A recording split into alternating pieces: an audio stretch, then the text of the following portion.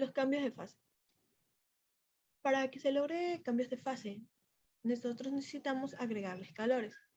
Estos calores se encuentran definidos como el calor de fusión, que se necesita para pasar de sólido a líquido. Se le tiene que sumar un calor de fusión porque no basta solo tener, darle el calor que se necesita para cambiar su temperatura, sino que si yo quiero cambiar de fase, tengo que darle un calor denominado calor de fusión o calor de vaporización.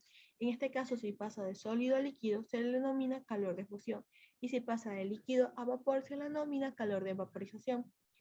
Estos se le tienen que añadir, pero si nosotros queremos pasar de gaseoso a líquido, este calor deberá ser extraído.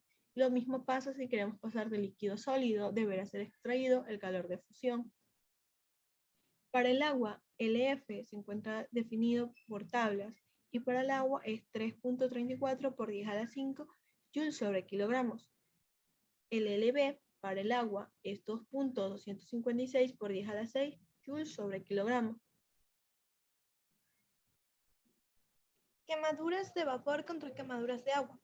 ¿Cuánto calor entra en su piel si el calor liberado por A, 25 gramos de vapor de agua que inicialmente están a 100 grados centígrados, al enfriarse a la temperatura de la piel, 34 grados centígrados, B, 25 grados de agua que inicialmente están a 100 grados centígrados, al enfriarse a 34 grados centígrados? ¿Qué le dice esto acerca de la severidad relativa de las quemaduras con respecto a vapor y agua caliente? En el ejercicio debemos saber cuánto calor va a recibir la piel por el vapor y cuánto calor va a recibir la piel debido al agua caliente, para poder saber el daño o severidad que causa la piel. Entre mayor sea el calor liberado por cualquiera de las dos sustancias, mayor va a ser el daño ocasionado por la piel.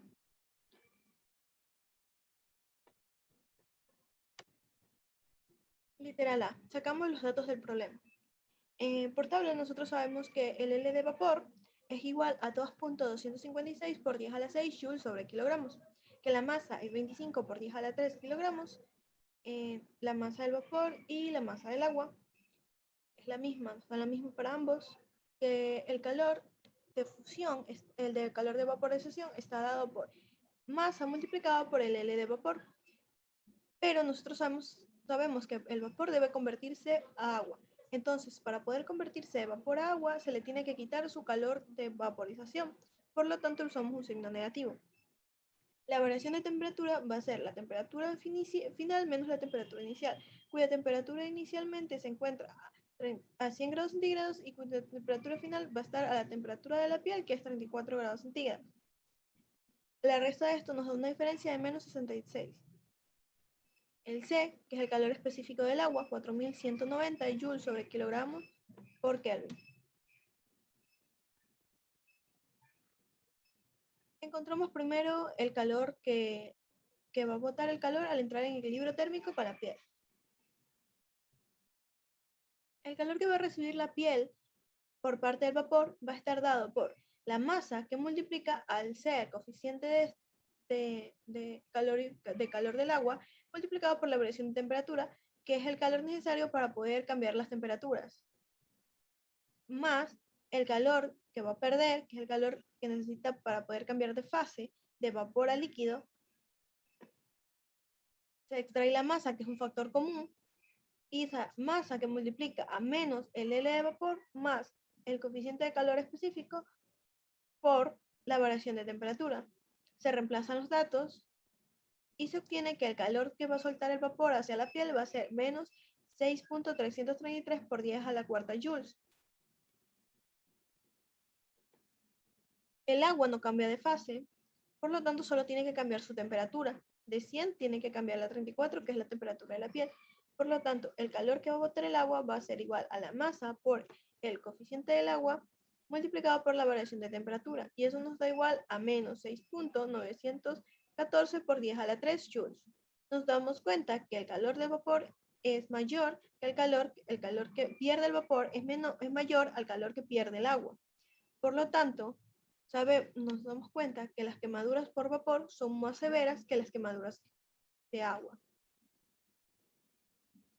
Ejercicio 2. Un pedazo de cobre de 100 gramos, inicialmente a 95 grados centígrados, se coloca en 200 gramos de agua, contenida en una lata de aluminio. Tenemos una lata de aluminio, está llena de agua. Y dentro le ponemos un pedazo de cobre. Nos dice el problema que inicialmente el agua y la lata se encuentran a 15 grados centígrados. Eso quiere decir que la lata y el agua se encuentran en equilibrio térmico, y a la cual se le introduce un pedazo de cobre, 100 gramos, inicialmente a 45 centígrados. ¿Cuál es la temperatura final del sistema o cuál es la temperatura del equilibrio del sistema?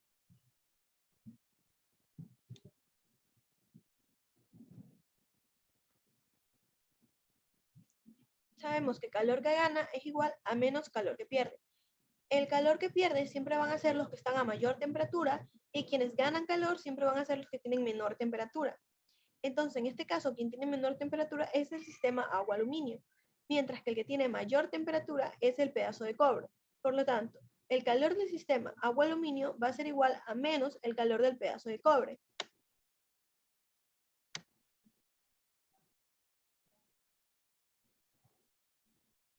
La masa, vamos aquí que no encontramos ningún cambio de fase, por lo tanto solamente va a ser en equilibrio térmico, por lo tanto va a ser primero, completamos los calores que van a tener equilibrio térmico, los que van a tener un cambio de temperatura, por lo tanto vamos a sumar todos los calores, entre esos van a ser el calor del agua más el calor del aluminio. Entonces, el calor del agua va a ser la masa del agua multiplicada por el coeficiente de agua, el calor específico del agua, multiplicado por la variación de temperaturas, que se le suma la masa del aluminio multiplicado por el coeficiente del aluminio, que en el problema nos dan, que es de 0.215, multiplicado por la variación de temperatura. Eso es igual a menos el calor que pierde, en este caso el que pierde es el pedazo de cobre, y el calor se encuentra definido por la masa del cobre multiplicado por el coeficiente del cobre, que nos da el problema 0.092, por la variación de temperatura. Reemplazamos los datos que nos da el problema. Tenemos que la temperatura inicialmente nos dice que está de la lata y agua, está a 15 centígrados, entonces la temperatura inicial del agua es 15 y la temperatura inicial del aluminio es 15. También reemplazamos lo que es lo del cobre, que la temperatura inicial es 95, y sus respectivos coeficientes y masas.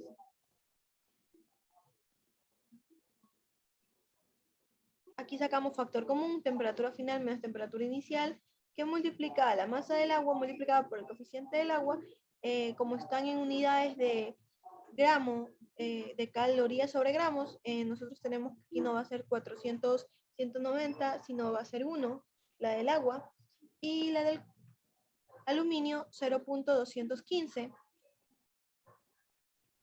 Asimismo reemplazamos la del cobre, seguimos haciendo álgebra y nos da la temperatura, reemplazamos lo que tenemos, multiplicamos los coeficientes y a la final pasamos a un solo lado los que contengan el término de la temperatura final, que es la temperatura de equilibrio.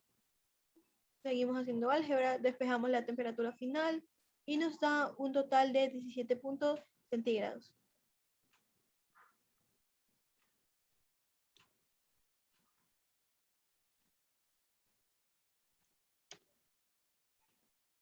Vapor a 100 grados. Se le agrega hielo a 0 grados. Encuentra la cantidad de hielo derretido a la temperatura final cuando la masa de vapor es de 10 gramos y la masa de hielo es de 50 gramos.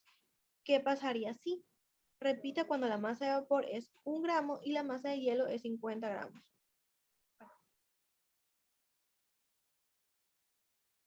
Seguimos usando la ecuación de equilibrio.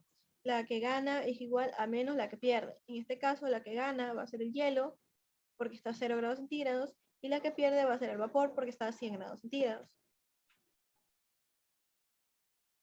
Nos damos cuenta que aquí tenemos vapor y tenemos hielo, y tenemos que llevarlos, extraerles o sumarles su... En este caso se les va a extraer su calor de fase. Entonces ponemos el calor que necesita para poder cambiar de temperatura y el calor que necesita para poder cambiar de fase. En este caso, el hielo, igual a menos el calor que necesita para poder cambiar de temperatura, menos el calor que le vamos a quitar para poder cambiar de fase. Entonces va a ser la masa del hielo que multiplica al coeficiente, como es la sustancia del agua, va a ser el coeficiente del agua, que multiplica la variación de la temperatura, más la masa por el LDF, que va a ser el L de fusión, va a ser igual a menos la masa del coeficiente del agua por la variación de temperatura, o sea, hace ley de los signos, se hace más la masa del vapor por el L de vaporización.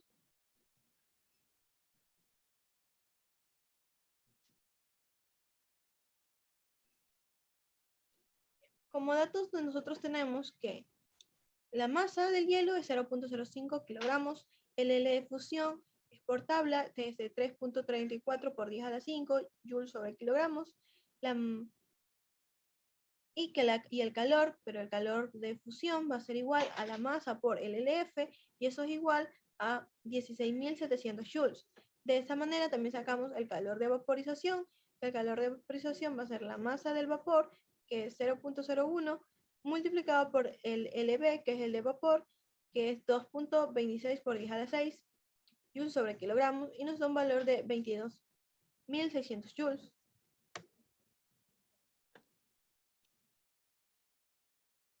Reemplazamos la ecuación y comenzamos a despejar.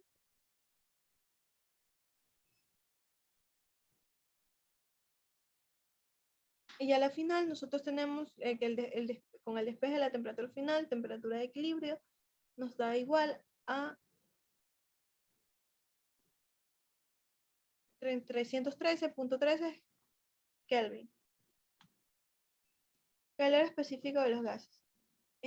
Los gases tienen una capacidad calorífica y un calor específico, pero dichos valores se expresan de formas diferentes debido a su variación significativa de presión y volumen al calentarse. El volumen constante se encuentra, un gas a volumen constante, su calor específico es molar, está dado por, valor va a ser igual al número de moles por el coeficiente Cb, que es a volumen constante, por la variación de temperatura. Y cuando un gas se encuentra a presión constante, el calor va a ser igual al número de moles por el coeficiente de presión constante por la variación de temperatura. Los calores específicos molares se encuentran dados por tablas, el Cb y el Cp. Pero también se puede sacar el Cb es igual a, para gases monoatómicos, 3 medios de la constante R, y para gases diatómicos, 5 medios por R. Cp menos Cb va a ser igual siempre a la constante de los gases, la constante R, 8.314 joules sobre metros por Kelvin. ¿Cuánto calor se requiere para aumentar la temperatura de 2.5 moles de un gas diatómico ideal en 30 Kelvin? Cerca de la temperatura ambiente si el gas se mantiene a volumen constante. ¿Cuál es la respuesta a la pregunta del inciso A si el gas es monoatómico en vez de diatómico? Primero nos dice que el gas es diatómico, por lo tanto debemos obtener y está a volumen constante. Por lo tanto, vamos a utilizar el Cb, volumen constante. El Cb para un gas monoatómico está dado por 3 medios de la constante R. Entonces se calcula en el gas monoatómico y en el gas diatómico.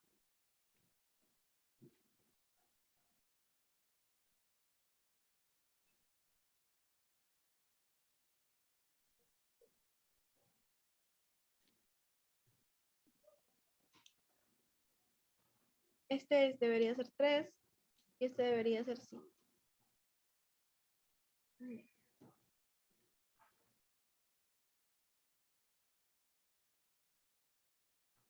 Se reemplaza el calor por los gases, se expresa en moles, por lo tanto se reemplaza la constante C, se reemplaza los números de moles, el número de moles nos da el problema, es 2.5, se reemplaza el número de moles, la constante Cb obtenida, este sería para el gas monoatómico, diatómico, y este para el gas monoatómico.